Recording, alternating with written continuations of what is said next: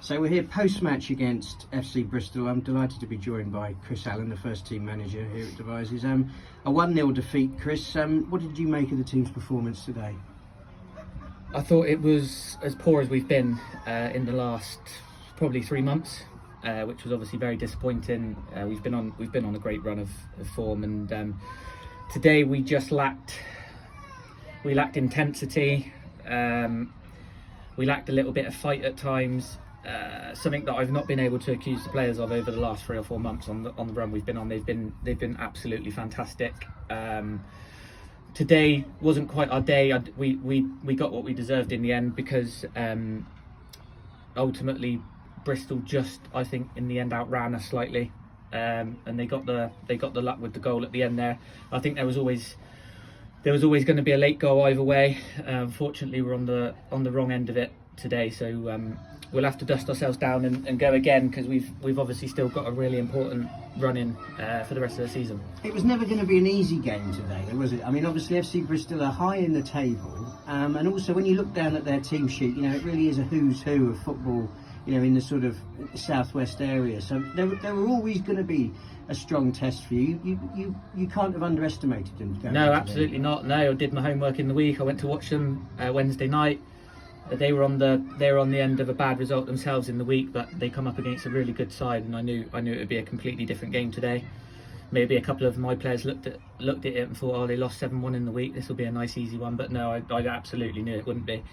I know Chrissy, the manager, really well, and we get on well. We speak quite regularly, and I know that they've got some of the best individuals in this division. So we certainly weren't taking them lightly at all. I knew it would be a really close game.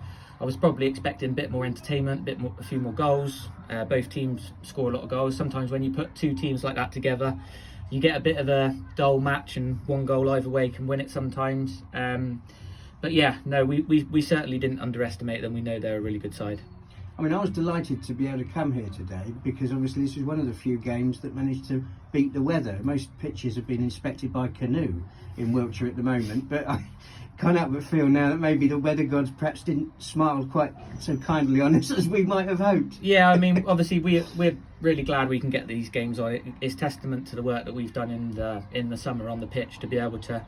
It drains so well now, and unless we have an absolute monsoon on the Saturday morning, it's very unlikely we'll get one called off for a waterlogged pitch here, I think. So yeah, we're really lucky. It was another chance for us to go and put points on the board again, even though we've played a lot more games than other teams. But unfortunately, we didn't take that opportunity today, and we'll have to bounce back quickly now next week at Stonehouse. I noticed in your programme notes you talked about the player comings and goings that have happened over the last few weeks. Do you think that was a factor at all in perhaps an unsettled side going out being a little bit undercooked against FC Bristol? No, I don't think so, to be honest with you. I think the lads, like I mentioned in my notes, the lads that have left the club over the last few weeks contributed massively to us at some point in the season, but they've all found their football limited recently. We've been able to select quite a settled side for the last couple of months, really, and everybody's availability has been really good. We've been lucky with injuries, and unfortunately we just weren't able to keep a squad of 21 players happy. I knew that would probably happen at some point, and it's happened now. But the squad is smaller now, but it's still just as strong, in my opinion. We haven't quite got the depth that we did have, but the 11 that's gone out there today and the subs is still a really strong Devizes side. Obviously we've lost one of our most influential players, looks like, until the end of the season, which has obviously it is going to have an impact on us going forward, because he has been so good for us. But we've got more than enough to be able to cope with it, and like I said, it's important now we look to bounce back on Saturday against Stonehouse, because now, after 2 defeats in our last 3, every game now really is huge. We can't afford, if we want to go and nick that last playoff spot, we can't afford to drop too many more points now.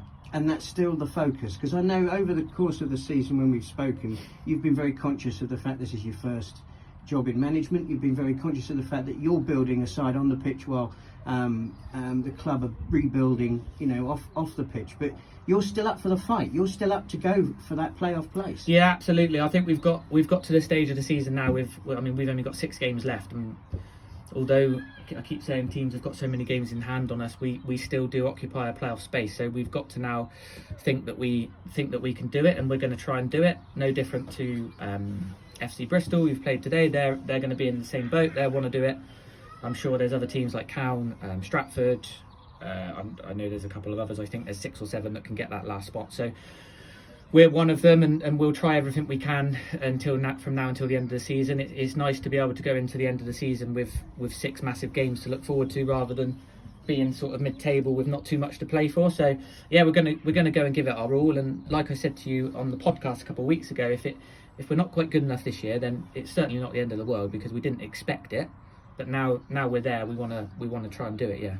So that means we've got a week now before that Stonehouse game. You've mentioned that a couple of times. Obviously, for you and the players, exercising the ghosts of today and getting 3 points at Stonehouse will be really important. It will be, yeah. We've got a big week now. I feel like if we can bounce straight back next Saturday, then we'll still give ourselves a good chance of doing it this season. If we have any sort of hangover from today, next Saturday, they're another side that will be bang up for it. I know exactly what they're about. They always give 100%. They're one of those teams. You have to go there and fight for every point you get. They're certainly not going to give you it. So yeah, it's an important week for us, and we need to go there and refocus straight away. And a few lads need to.